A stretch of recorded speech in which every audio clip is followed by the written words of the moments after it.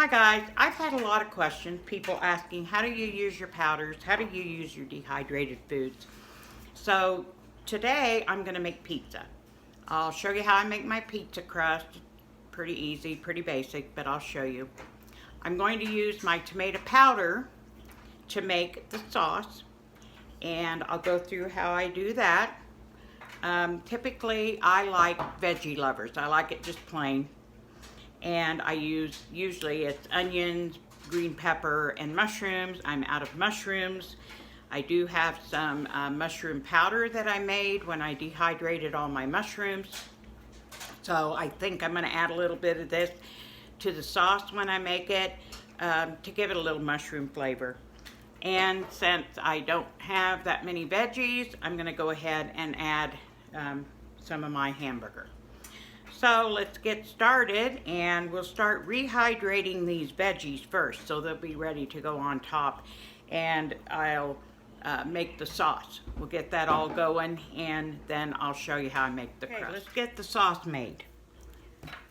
I'm going to add 1 cup of boiling water when I get all the dry ingredients together. So 1 cup of water, that means I need about 1/4 a cup of the tomato powder. And kitchen math tells me that would be, what did I tell you?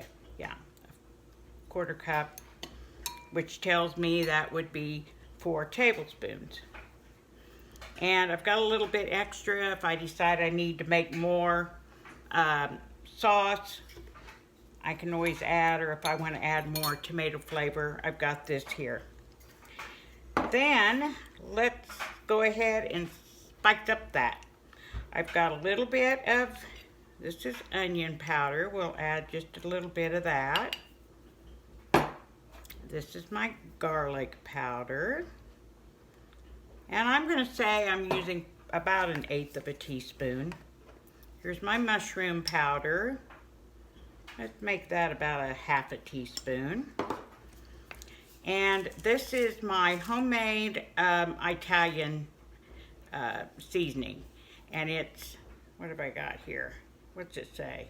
Oh, there's no garlic in it. Salt-free Italian seasoning, and I didn't put garlic in this. So I might have to add extra garlic to that. Ooh, that smells so good. So, well, I can always add more. What do you think? Maybe 1/2 teaspoon, 3/4 of a teaspoon. And just a bit of salt.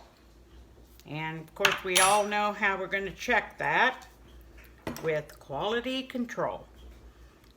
Okay, I'm going to step over and get the boiling. I've added 1 cup of boiling water to the dry ingredients. And I'm going to get them mixed in well. They're going to have to sit about 15 to 20 minutes to rehydrate. And how am I going to tell what I need to add? You guessed it, quality control. Okay guys, I'm going to set this over and let it set and start to thicken up, and then I'll get the vegetables ready that are going on top. Okay, in the case of the dehydrated vegetables that I'm going to use on the pizza, I don't need to measure, you know, how much water to the powder, because we'll just drain the water off. But these are my chopped onions, and I don't know, I like onion. I'll see how that works. And I decided instead of pepper slices, I'm going to use my pepper rings that I made. And boy, you can smell the pepper. I should have put these in a wide mouth. There we go. That ought to cover the top of the pizza. So, let me go get the tea kettle, and I'll see what it looks like.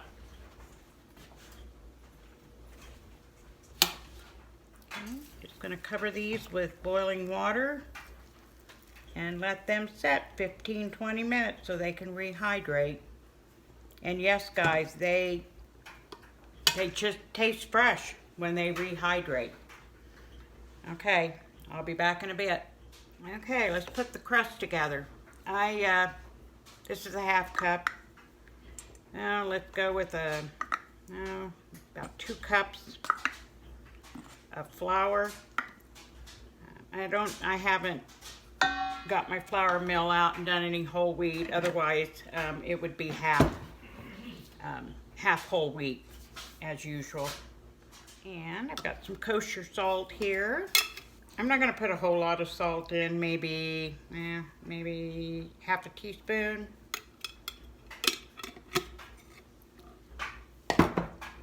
Let's spice up that pizza crust, shall we? This is that salt-free, no garlic Italian seasoning. Put in a teaspoon of that. A little more. A couple teaspoons. And since it's garlic free, I'm going to put some garlic powder in here. Give it a nice flavor. And I better wipe that off because this is going into my yeast. This is my yeast. I buy that in bulk, store it in my refrigerator. And there is 1 tablespoon, no, gosh, I can't remember. It's either 1 or 2 tablespoons per packet. So that's a heaping.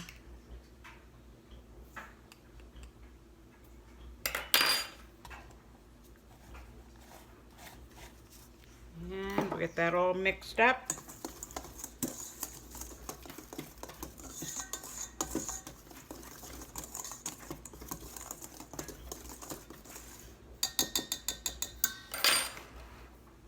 Okay, into the flour mixture,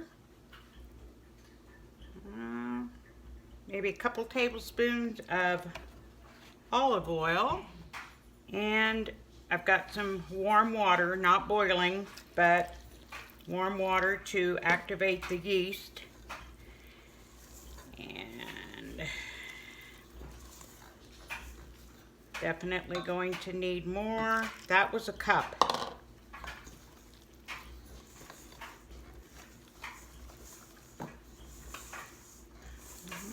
Okay, now looks like it's coming together. That looks pretty good. Very good. Wow, it just smells good too. So,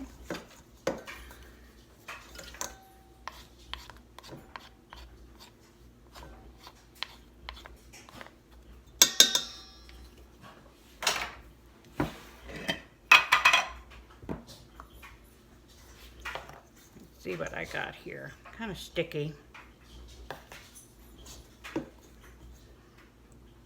I'm just going to work a little bit more flour into it.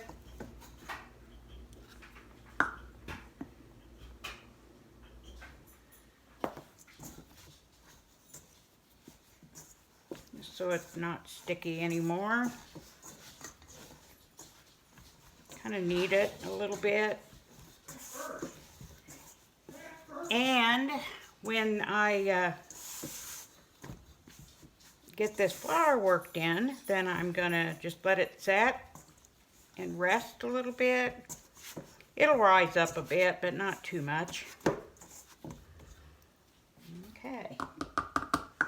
I'll cover that with a towel and let it rest, and let's check our vegetables. Here's the peppers. They're still a little bit firm. I went ahead and added all of those onions.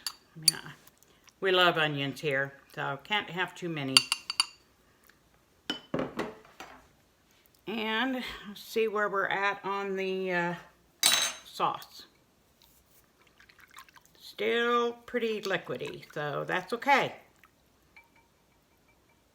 I did add more salt, and what else did I add? Maybe a pinch more garlic. And I'm probably going to add the rest of that tomato powder. Just to get it, I want it nice and thick. It's going to go ahead and thicken up quite a bit. Just when you think it's not going to, it will. Okay, let's build this pizza, guys. Oh, and if you think you're going to see me tossing it up in the air and flipping it around, guess again.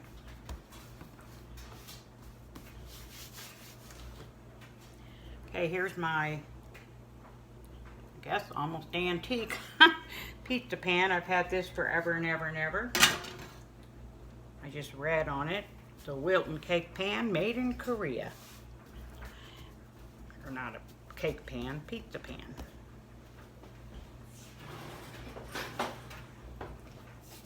Okay. And I'm just gonna roll it out. You can see all that Italian seasoning in there. Oh, that's gonna be a good crust. It just smells good.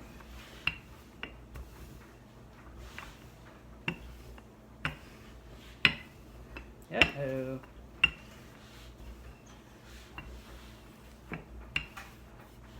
Let's see how much of it sticks to the table. Oop. See? That's why you won't see me tossing that in the air.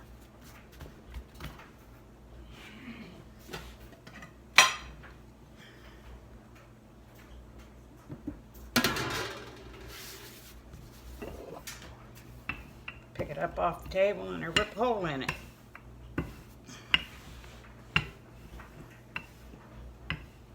Oh, pizza crust is going to be like the pie crust. A little patchwork quilt. Okay, got it rolled out. I'm going to put it in the pan and I'll come back, show you how we put it together. I kind of doubt that Pizza Hut's going to be calling me anytime soon, but what I do is I just go ahead and whatever pizza dough's, you know, hanging over the edge, I just roll it up and it just makes good bones for the pizza. That's my pizza bones. Over here, not much crust. Over here you got bigger bones. We'll zip that around. And I forgot to get a spatula for the sauce or a ladle. I'll be back. Okay, and then I'll just ladle. Look how rich that sauce is. I will say it tastes very good. You all know I'm all about quality control.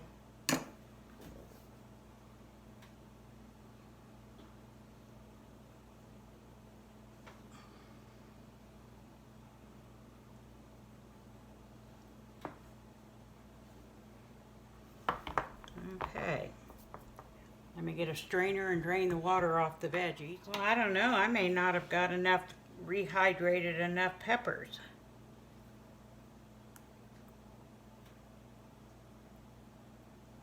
I've got,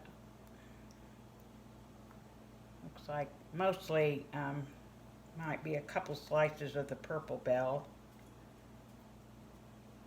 Maybe one slice of the red, but that's about it. I had every color, but usually I use that in sauces and stuff that I made for extra color. Oh yeah, I got plenty of pepper. Good. Peppers.